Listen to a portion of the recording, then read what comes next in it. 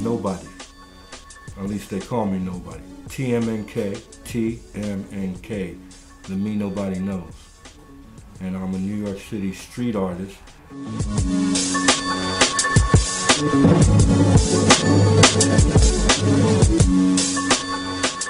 I taught myself digital media, Photoshop, Illustrator, InDesign, and I got my first job working in a sort of like a service bureau.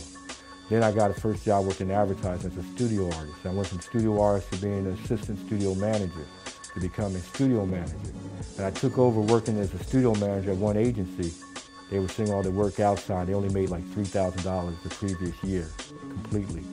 And 3 months after I took over the studio, I turned that studio into a profit center where it made over $3 million.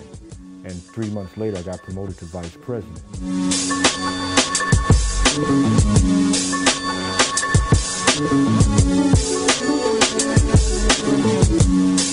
So I was vice president of an advertising agency, in charge of all the creative processes, making over $100,000 a year.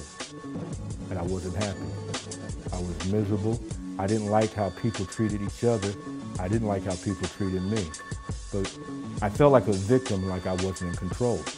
And that's when I decided to take a day off from mental health and went to the streets of New York and did something I always dreamed of doing, which is just trying to sell my art on the street.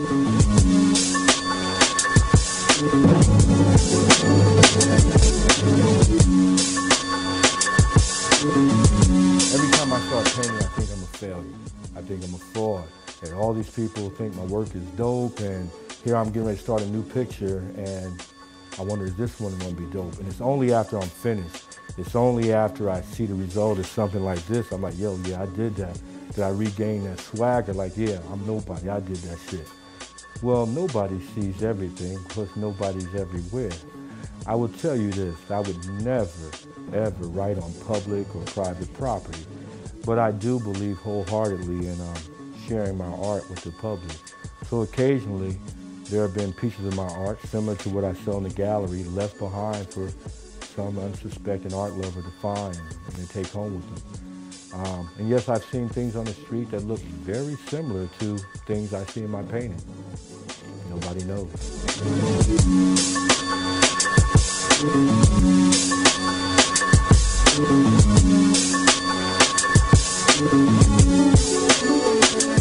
If one of my paintings could promote a discussion where one day in the future, an Arab person and a Jewish person find a way through artwork to express their differences, as opposed to a Jewish person feeling they have the right to kill Arabs, or an Arab feeling like they have the right to kill Jews because of past differences.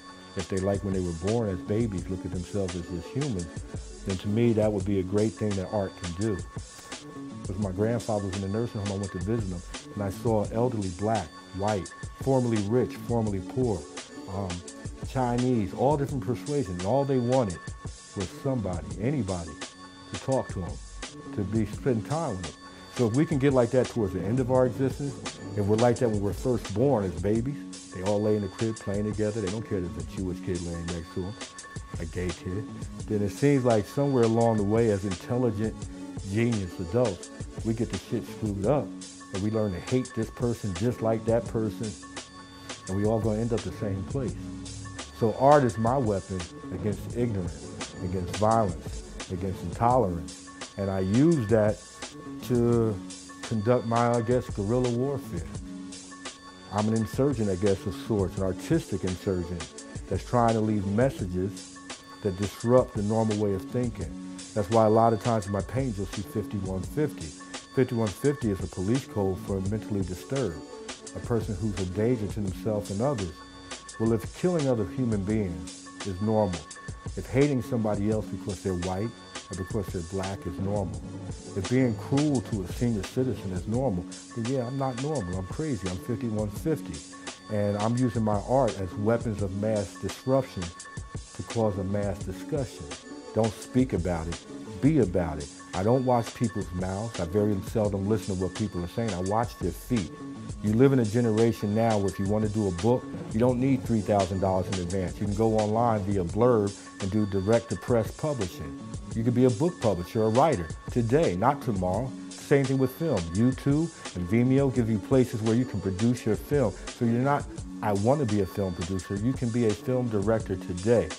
I decided that day I quit my job November 11, 2007, that me, nobody like me that people said would never amount to anything, was going to be a great artist. Not an average artist, not a successful artist, a great motherfucking artist, just like Picasso. And 3 months later, my shit was in the MoMA.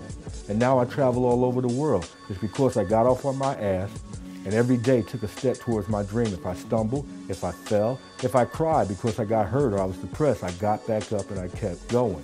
And I'm still going. That's what you need to do. Nobody did it, so can you. Yo, shout out to my boy 50. This is 50.com, man. Keep it peaceful, keep it loving. Nobody cares, nobody's everywhere. It's your boy TMNK, to me nobody knows. That's what I do.